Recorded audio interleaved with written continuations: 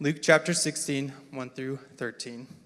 He also said to his disciples, "There was a rich man who had a manager, and charges were brought to him that this man was wasting his possessions. And he called him and said to him, 'What is this that I hear about you? Turn in your account of your management, for you can no longer be manager.' And the manager said to himself, 'What should I do, since my master is taking my management away from me? I am not strong enough to dig, and I am ashamed to beg. I have decided what to do, so that when I am removed from management, people may receive me into their houses.' So summoning his master's debtors one by one, he said to the first, 'How much do you owe my master?' He said, 100 measures of oil. He said to him, 'Take your bill, sit down quickly, and write 50. Then he said to the other, 'And how much do you owe?' He said, 100 measures of wheat. And he said to him, 'Take your bill and write 80. The master commended his dishonest manager for his shrewdness. For the sons of the world are more shrewd in dealing with his own generations than the sons of light. And I tell you, make your friends for yourselves by means of unrighteous wealth, so that when it fails, they may receive you in the eternal dwellings. One who is faithful in a very little is also faithful in much. The one who is dishonest in very little is also dishonest in much. If you have not been faithful in the unrighteous wealth, who will entrust you to the true riches? And if you have not been faithful in that which is another's, who will give you that which is your own? No servant can serve two masters, for either he will hate the one and love the other, or he will be devoted to one and despise the other. You cannot serve God and money." Thank you so much for standing for the reading of the word. You may be seated.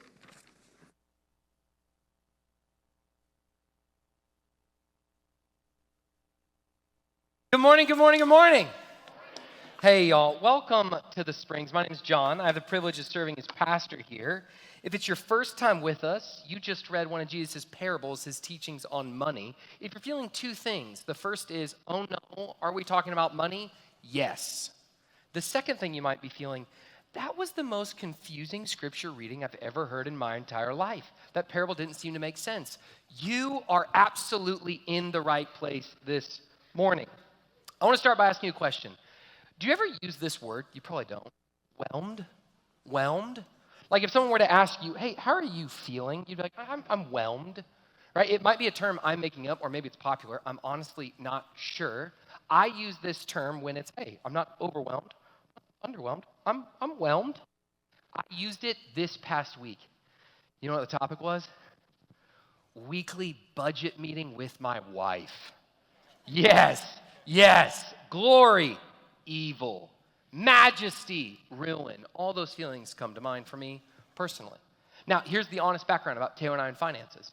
Taylor and I, by God's grace in general, we've been together a little over 10 years now. We have stewarded money according to biblical principles, some of those we'll talk about today, for the vast majority of that time. And here's the truth. It has helped us. That does not mean she and I do not have bad days and pain does not come. But it is true, man, when you trust God, things just seem to go better than when you don't. That shared, here's the honest acknowledgement and confession. Here's what led to even this budget meeting. Taylor and I, over this past year, through a season of it, we ended up making financial decisions that ended up putting us at this moment in more consumer debt than we've ever been in our entire marriage, right? Now, the reasons we got there, one, there was some legitimate needs we had to cover. The second, the Christian word is greed. Plain and simple, as much as I'd like to sugarcoat it or explain it away, it would just be an inability to say no when we should have said no. So why did I find myself whelmed? I went to do my budget meeting. We've had a plan. We've been making great strides against this. It went from feeling like, once again, oh, we're losing in money, oh, the debt, all that, to then it's like, when you have a plan and you're taking these strides, like, oh, we're winning again. And Monday was real clearly losing. I go to my wife and I say, sweetie, I'm feeling whelmed. She says, why? I reference the budget. She says, okay, John, why's that got you?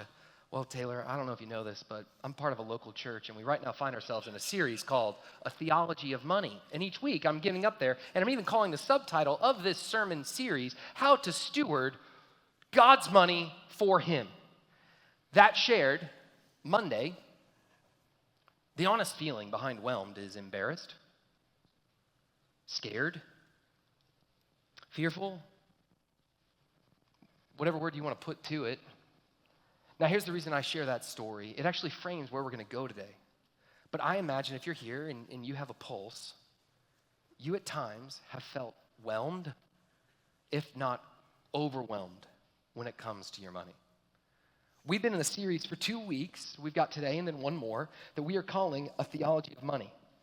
We're simply talking about how to steward money for the living God. In week 1, to take you back 2 weeks ago, we talked about Jesus' teaching, his vision of money. Really explains where your treasure is, there your heart will be also. But we talked about that behind money is this dark, animating, idolatrous force he refers to as mammon, or as we described, a god of greed, this creeping sense of entitlement that tells you more equals better.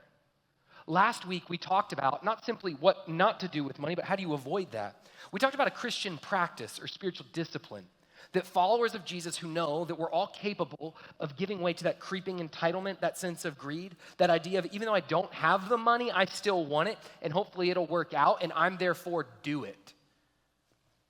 We combat that with a practice of simplicity, or you could describe it as simply living intentionally. It leads to only buying the things you need, buying the things that you actually want, but then this radical concept that I forgot this past week, not living beyond your means. But that takes us to today.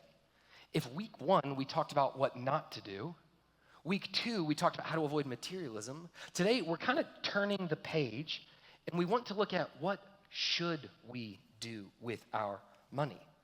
Rather than what to avoid, where should it go? We've learned money is dangerous, and we've learned what not to do with it. My hope for our time together today is to take a look and say, how much does Jesus really care how you steward it? And I'm going to move my microphone because it feels like it's skipping. How much does Jesus really care how we steward it? And according to him, who, what, when, where, why, how should we steward it? Now, if you're here and you're not a Christian, we love that you're here. I personally really do think that this topic is wildly applicable to you, because here's the thing. Even if you believe in Jesus or if you don't, we all want to do well with money, and we've all felt the sting of what it's like to not do well with money. Some of us, we feel the burden of this, as in like this past week, when I'm here talking about financial resources, what you deeply feel is the lack of them. Like you might be in a situation where you get like a daily update of your checking account, and this past week you got that email that says your funds are too low, and that pit came into your stomach because you knew once you go to check it, the amount was going to be negative. Many of us in here have felt what it means to have a negative checking balance in the past month, 2 months, year, 2 years. All the way to the person here who, when they come to their finances or their resources, you have so much, you don't really even have to think about what you spend it on. And I would tell you, whether you have a little or you have a lot, you are in grave danger of not stewarding whatever you have in accordance with a God who is after your heart. Which brings us back to, what do we actually do with it? Whether Christian or not, is there a vision of how you are meant to steward your money that is not only wise, but leads to freedom? I want freedom. Do you? I don't want to be whelmed. I want hope. We are going to be in Luke 16, verses 1. If you don't happen to have a Bible, you can find one in a seat back in front of you. This is one of the most confusing parables, literally all. Old school and yell, I'm totally down for that. Sorry, everyone at home. Or if I need to go, send me to that one. Okay, hand mic. Stay tuned. I got to ditch my Britney Spears microphone and pick up a hand microphone. You know what? We're already in this. I'm going to go full. Hold on. Just got to take it off. How is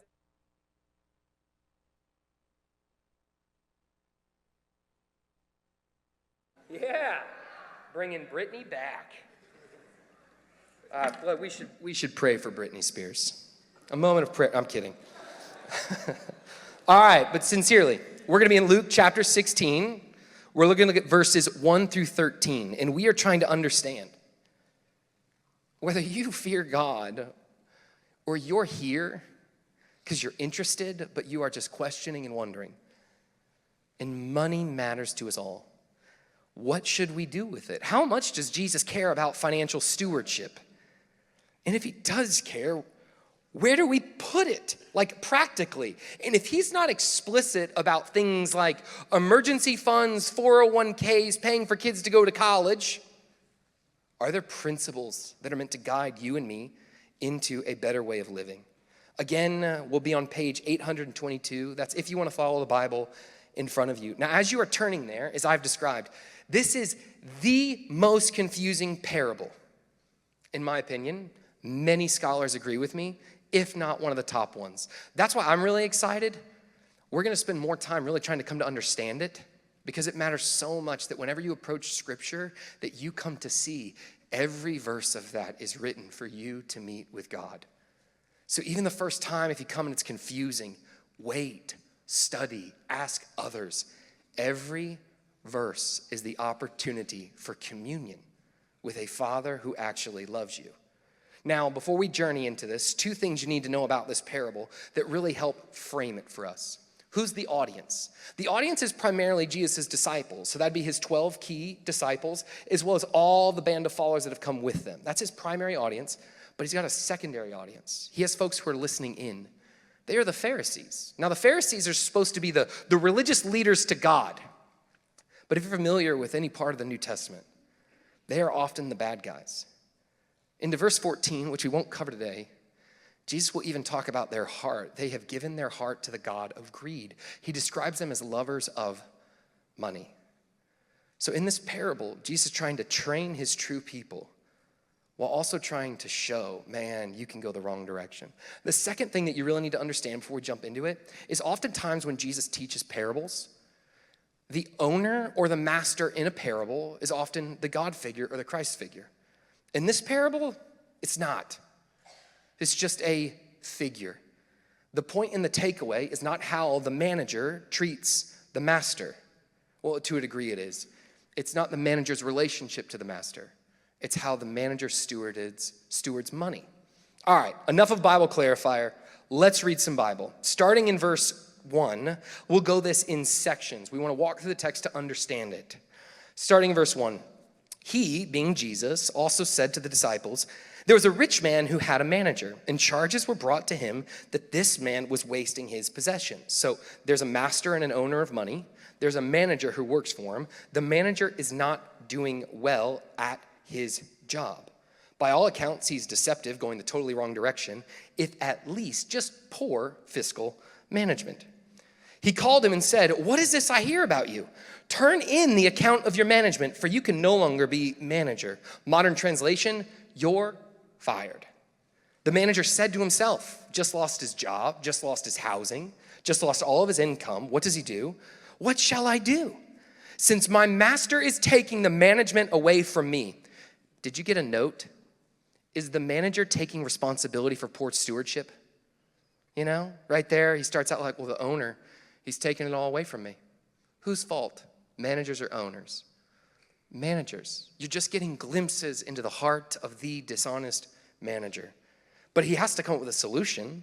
He describes himself, I am not strong enough to dig, and I am ashamed to beg. So you got to just pause here. What we just got is a glimpse of the problem.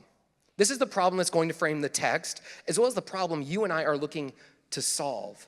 There is a steward of an owner's resources, and the steward has stewarded things terribly. The owner fires the steward. Now the steward is literally going to be without a place to live and does not know what to do. That is the problem. Now we're going to see what is the solution to the problem or the manager's plan. Let's keep going. Verse 4. I have decided what to do so that when I am removed from management, people may receive me into their houses. That's a key line I just want you to remember. He's going to be removed from his master's house. But his worry is, I need people to receive me into their house. He loses one housing option, he needs another housing option. He's in problem-solving survival mode.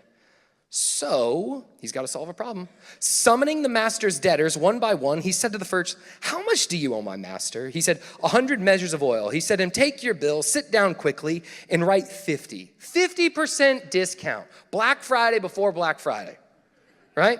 Then he said to another, and how much do you owe? He said, 100 measures of wheat. He said to him, take your bill and write 80. 50%, 20%, 2 discounts. Now, the master comes back into the story. You get it? The manager has been dealing with the debtors, but then the master shows back up. And this is wildly confusing at first, if you're honest. The master commended, that means praised, bragged on, celebrated, commended the dishonest manager for his shrewdness. Now, we hear the word shrewd and we think kind of negatively. This word means wise, crafty, creative, using ingenuity, smart. He's bragging on the dishonest manager. So I want to recap. We saw the problem. Then we saw the dishonest manager's plan. But then we heard a bit of confusing praise. You will not understand the parable if you don't understand what's happening. So let me share. He's facing eviction. He needs help for his future, this dishonest manager. So he gives 2 debtors a discount. Why? He's trying to earn their favor.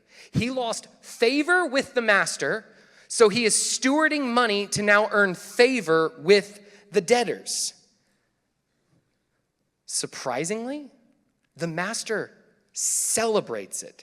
Now that should be confusing because for you and me, if I'm the master, it's like, dude, I got a 50% discount to that guy, 20% discount to the other. You exploited me once, and then you came, and it seems like you exploited me again. I don't understand. This should be the master's worst financial day, but he seems to be celebrating this man for his cunning, intellect, and excellence with financial strategy. The key that unlocks this confusing context and parable is really understanding the role of a first-century manager. We might refer to that like a wealth portfolio or an asset manager, but this would have been something Jesus and his audience would have totally understood, but it can be missed on you and me. So let me explain it. First-century managers collected debts, and they kept any amount over the original debt as their personal payment. So that means that was the master owed 100? No, the master was actually owed 50. The other 50? That was the manager's cut. Was the master owed 100 again? No. The master was owed 80 with regards to the wheat. The 20 was the manager's cut. You getting this? It's almost like a finder's fee that the manager takes a cut. So the manager in this moment shrewdly gave away his portion, not the owner. Stay with me, we're wrapping this up. That's why the master celebrates him. The one who once was a terrible steward, all of a sudden with his back to the wall becomes an excellent, ingenious, creative steward. Now, he's still gonna lose his job, but he got the master paid back. So not only will the master get something rather than nothing, but also the manager gained the favor of the debtors. That's what he was after, because he needed the debtors to take care of him in the future. Problem solved. So to recap, he lost favor with the master. So he needed to secure favor with someone else. Practically for him, that looks like provision, a place to live. So what does he do? He gets shrewd in his stewardship. Creative, crafty, cunning, excellent, wise. And even though he lost favor with the master in the present, he secured favor with the debtors in the future. He would have a place where he could lay his head at night. You track with me? You've made it through the most confusing parable in the New Testament. All right? Well done. Now you got to step back and honestly ask this question, which I imagine many disciples would be doing. Man, why use such a confusing illustration? What's the point of it all? Jesus has come and through a parable, and a parable is just a hypothetical story to illustrate a spiritual truth, all right? Pretty plain and simple. Hypothetical story to illustrate a spiritual truth. From his parable, Jesus is saying, here's a negative illustration. The owner, Jesus isn't saying the owner is a righteous guy. The manager is surely not a righteous guy. From a negative illustration, Jesus is going to pull out positive principles and truths. That takes us to, Jesus really sums up and provides 3 points of principled application for his disciples. 3 points of principled application. I want to walk through those three. Look with me in verses 8 through 9. Recapping, the master commended the dishonest manager for his shrewdness. We've seen that. For the sons of this world, this is where Jesus changed. He's no longer talking about a parable. Now he's like stepped back into like, I'm God teacher mode. For the sons of this world are more shrewd, see that word shrewd, in dealing with their own generation than the sons of light. What? Verse 9. And I tell you, that's how you know he is zeroing in on his disciples. Other people are listening, but he's like, hey, church, hey, believers, hey, followers, those who want to steward and use their money according to the God who wants to care for, bless, and entrust them with it in the first place. This is for you, and then this is confusing. Make friends for yourself by means of unrighteous wealth. Is Jesus celebrating greed there? No. This language of unrighteous wealth, you could also translate it to be the word money. If you're with us the first week, it's the exact same language that Jesus will repeat later for mammon. Jesus is saying, when it comes to living in this world, do not let mammon take hold of you. But the truth is, if you're going to navigate the world, you have to take hold of money. Or to use his word, mammon. Money is unavoidable. So steward it wisely. Now the question is, how do we steward it? And that takes us to, so that when it fails, they may receive you into the eternal dwellings. All right, one more hard push of Bible. One more. I love this. You have to listen. We'll keep going. Verses 8 and 9. Here's what Jesus is saying. He starts by contrasting the sons of this world. Now these are unbelievers or non-Christians, right? People who don't believe in God, with sons of light. What a beautiful nickname, by the way, for the church.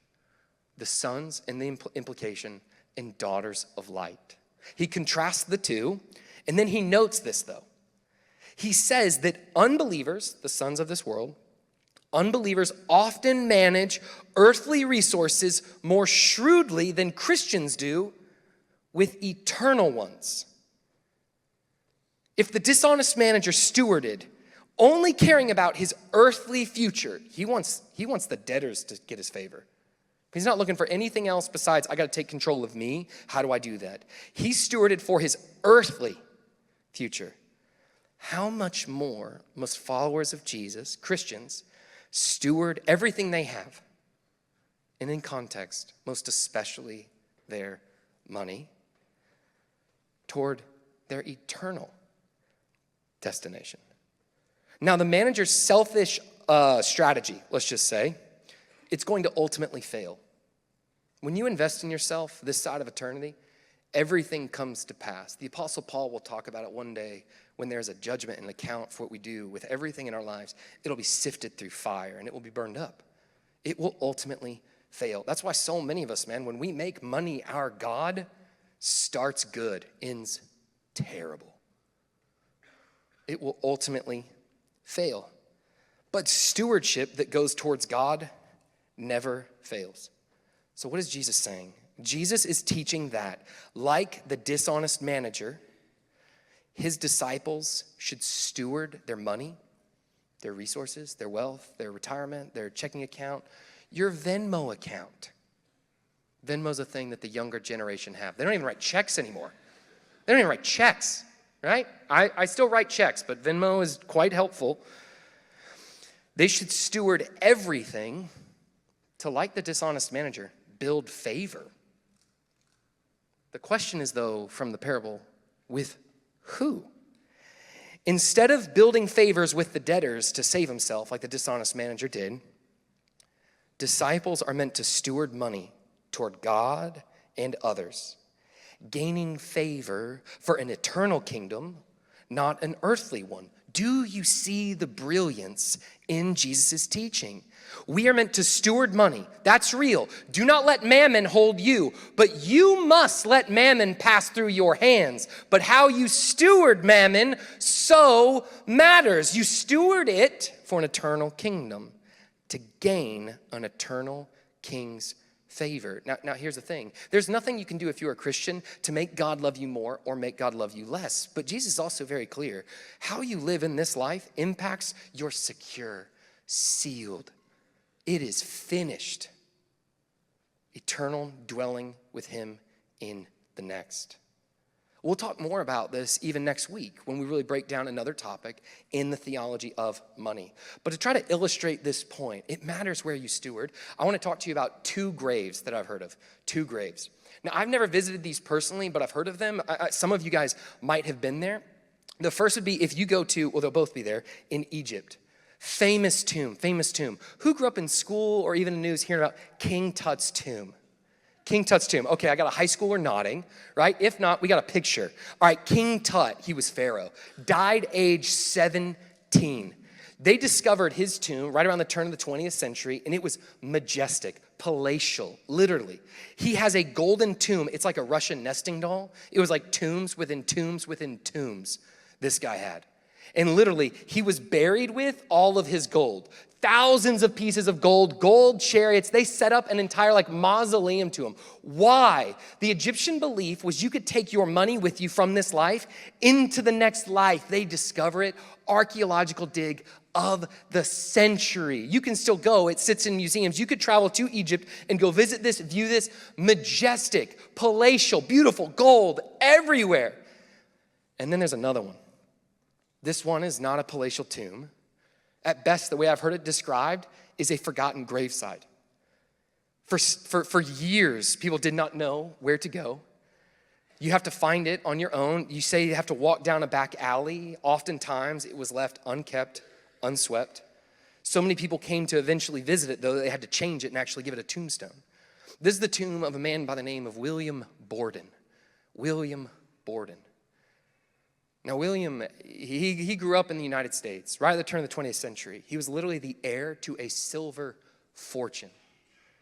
He's a graduate of Yale. He had the most prestigious job offerings. From there, he graduated Princeton. While he was in college, though, something changed William's life.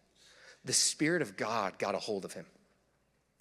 And he came to have this vision of God as a provider, as a father, as a savior, as one who would love him. Now, he started to get early draws on his inheritance. Do you know that before the age of 25, not converted to today's US dollars, so I don't know what the amount in conversion would be, but back before he was 25, he had given away $500,000 of his inheritance.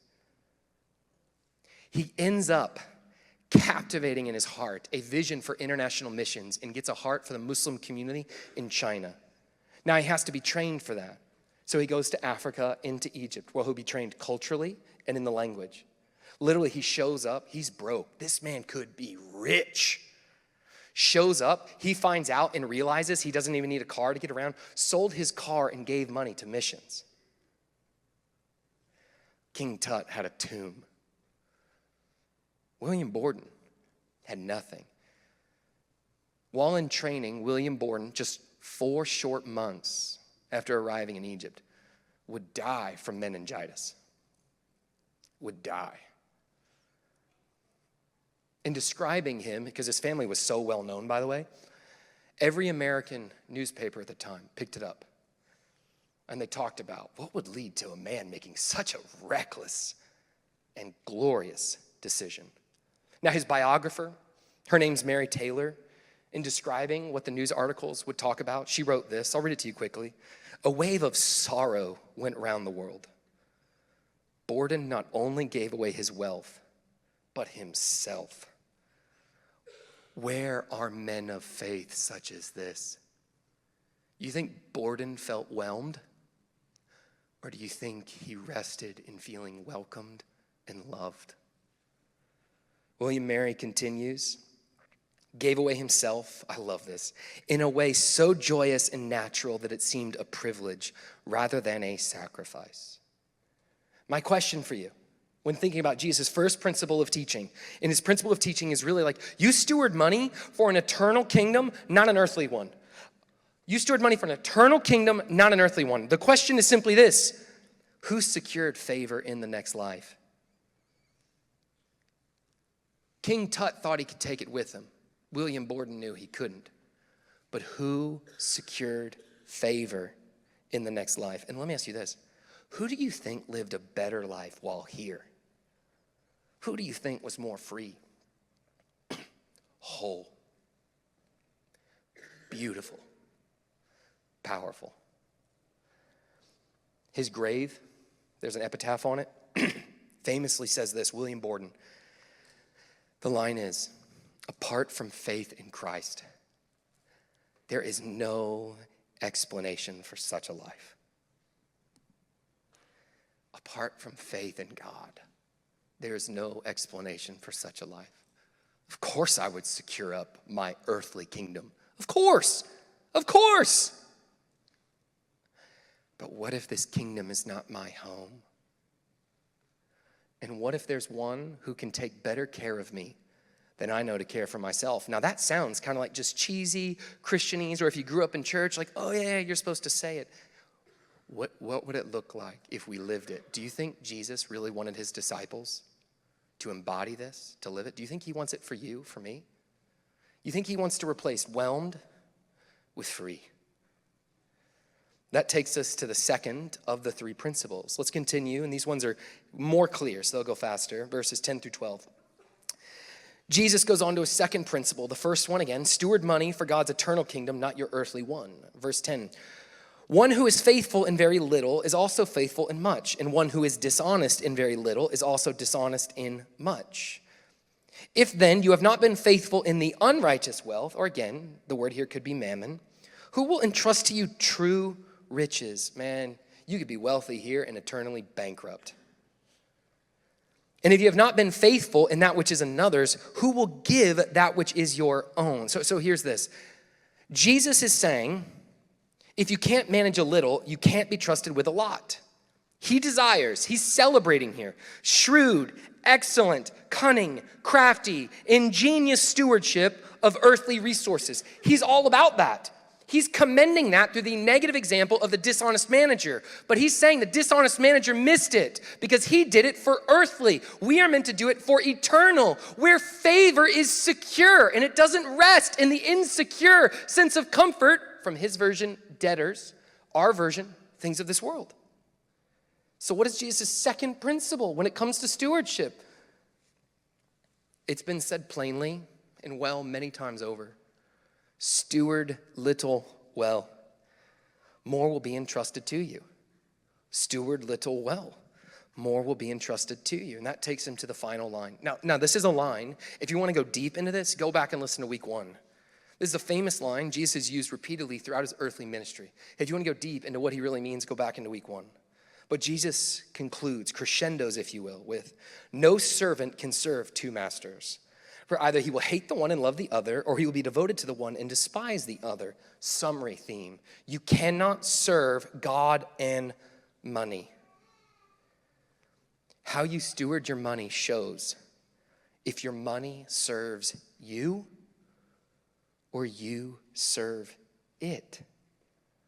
Jesus' language is, your bank account, my bank account, demonstrates where your heart is. And where your heart is, there you will find your master. And he makes it really clear. There's two options. God or his word, mammon. Translated here, money. What's the third principle he's showing? How you steward your finances shows who you serve. God or money. It's been said, when money serves you, it's a terrific servant. When you serve money, it is a terrible and a terrifying master. When I serve money, it is a terrible and a terrifying master. Though promising me gain, it always takes far more than it ever gives back. So to take a huge step back, first off, congratulations. You just walked through the hardest parable in the New Testament. Well done. The theme, though, if non-Christians, unbelievers, those who don't believe in God, sons of this world, pagans, whatever word you want to put to it, if they steward shrewdly, with excellence, with wisdom, for an earthly kingdom, how much more must we steward shrewdly, with excellence, with wisdom, for an eternal kingdom? Jesus is all about amazing stewardship. He's just really after, who are you stewarding it for? That's why what's clear, Jesus cares about how we steward. But really what matters most in this is, what do we steward it towards and why? Is it for self or for God? That leaves us back to our original question. We're still wondering, what do I do with it? I know you care so much about it. What do I do with it? Now this text offers a powerful reminder of the importance of stewardship. We've seen that. But can it teach us about the practical next steps? Now here's the thing. What's true about this text? At its core, this passage is revealing a mindset, a way of thinking, a faith vision for how you and I are meant to view resources and steward. But the truth is, if we do not get that mindset, if we do not get that vision, we will never trust him enough to follow through with the wisdom principles. So what is it? As we look through the teachings of Jesus from today, last week, the week before, there is this truth that God is exclaiming profoundly in the hearts of anyone who will listen. If you and I want to learn how to steward resources well, we first must come to know God owns everything. God owns everything. To use the language of the parable, you and I, we are the steward, or to say it differently, we're the manager, not the owner. It's not your money. It's not my money. How could William Borden so beautifully, yet recklessly, give it all away? At his core, who he was, embodied by faith, he was a free man. You know what free men and women know? It's God's anyways. Do you think your stewardship would be different if when it came to your resources, by faith, you approached it with yours, not mine? I was turning 16, and my mom at the time, she got the nicest car that she'd ever owned up to that point, right? I knew it was a nice car because we changed the way we parked the car. Okay, so here's what I mean. Before that, we had a van, and it was great, but you could open it, and she's trying to get the closest spot to the front. I get it. And if cars are close together, she's like, I don't care. You can hit me. It's going to damage yours more than it's going to damage mine, which Christians don't ding other cars, right? But she's trying to park up front. I knew it was a nice car because she started parking it in the back. You know what I'm talking about? Some of y'all have done that. You got the nice car and oh no, I'll walk. And then you know you really care about it if you walk back out to it, you take that half-mile hike from H-E-B, and then someone parks beside you, and you're like, are you kidding me? I came out here so I didn't have to mess with any of y'all. And you're checking the car for dings. I knew it was a nice car. My mom is wonderful, generous, kind, and loving. She even bought that car thinking, John's gonna turn 16 soon. Maybe I give him this car. I didn't get the car yet, but I turned 16, and I was gonna go to a practice. This is gonna throw a bunch of y'all off. It was a paintball practice. Set that aside, okay? We'll talk about it another time. Okay? I'm in high school. I go to drive to a paintball field. Now, when it comes to parking the car, I have two options. I can park it in the distance lot, safe, or I can park it up close. You park it up close, here's why it matters. Paint can get on it. Now, what will paint do to a beautiful new varnish sealant on a car as it bakes in the North Georgia sun? Yeah, right? So you're all thinking, of course John parked it in the distance lot. No, none of you were thinking that. I was an idiot, right? I park it up front, I finish my day, I come back, I see the car, everything looks good, I go home. We go out to leave for dinner. We're walking, and my mom, I just hear something to the effect, maybe it came through my dad, but John, I immediately knew something was wrong. I immediately knew something was wrong. You know the tone, too, where they say your name, and you're like, ooh, yeah, this is all on me. I just know it's coming. And you connect the dots before you get there. My mom had seen what I had missed. Right on her new vehicle. There's paint right there. Now, in the mercy of God, the paint would go away, no damage done to the car. But that night, I rightly got a lesson around, hey, John, we are the owner. You are the steward. You steward according to the owner's vision and wishes. And look, y'all, the owner even wanted to bless me, and I took advantage of it. Now, don't get me wrong. You're 16 and you're an idiot. That's okay. But here's the truth. What if you and I, when it came to what we own, our resources, we really sat in, I don't own this. You do. Thinking back to the parable, Jesus warned, be careful when you are not the owner. The dishonest manager, he wasn't the owner, yet he acted like it according to his wishes, not the master's. True Christians steward, knowing everything ultimately belongs to God. We at best are the faithful, wise, and trusted steward or manager. Randy Alcorn famously, in his wonderful book, The Treasure Principle, says, the first principle to biblical stewardship is God owns everything. Now, here, I want to add a caveat, because a bunch of y'all grew up in church like, yeah, I got it. God owns everything. How's it going? I can imagine that in this room, I'm not the only one who, when it comes to finances, can feel whelmed. I think that can come from people. And you are just financially not even stewarding. You just feel like at best you're surviving. And I think that can come from people who your finances, you don't even have to check the account. Like you don't have to do the weekly budget meeting. You're just good. Whether you have a lot or you have a little, this text is after, are you stewarding it as the master would have you? Or as you would have?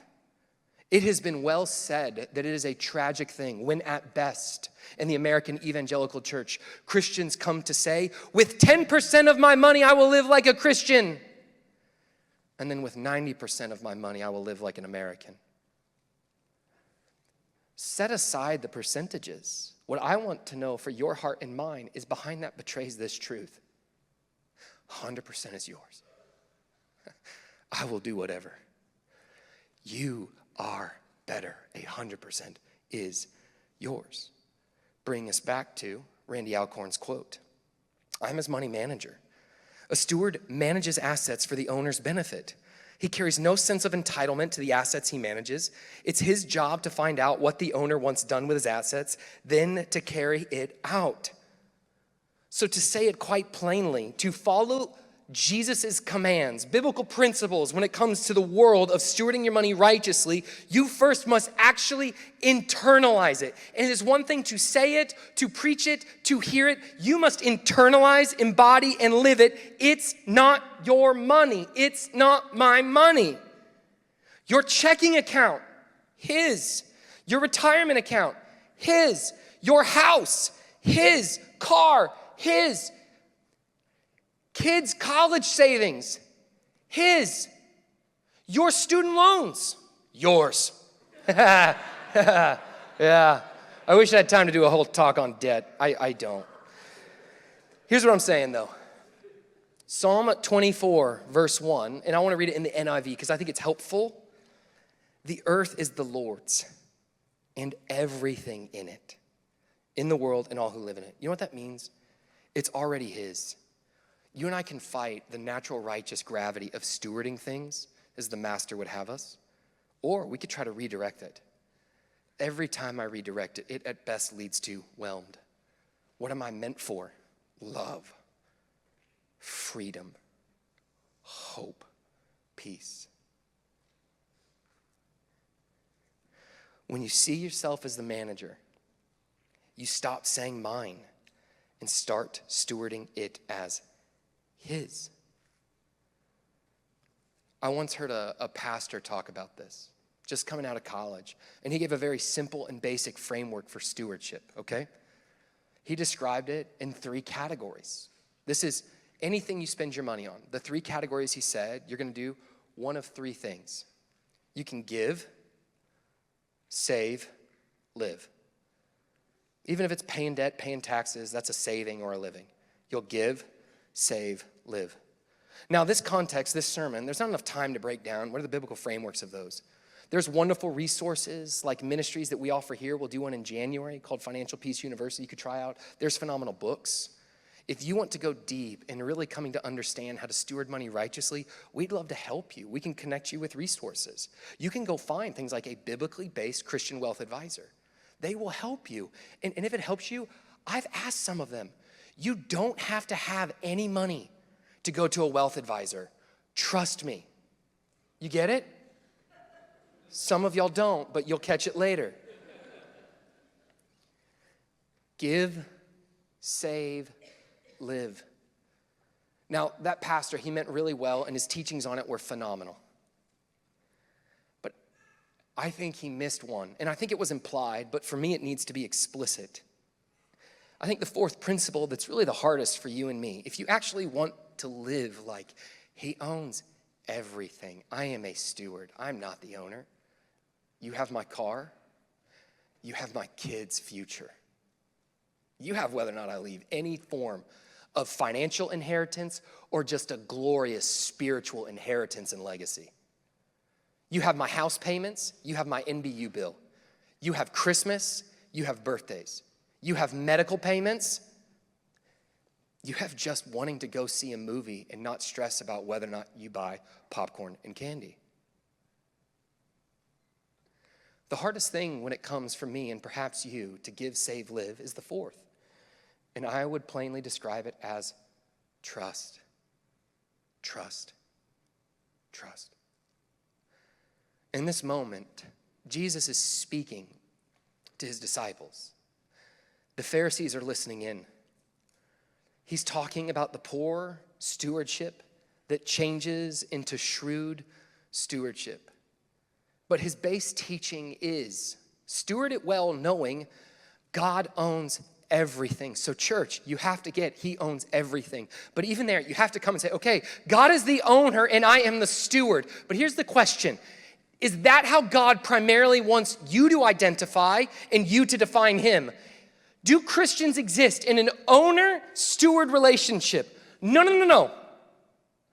What if the owner instead said, I will love you like a father and I won't call you a steward or a servant. I want you to be a son or a daughter.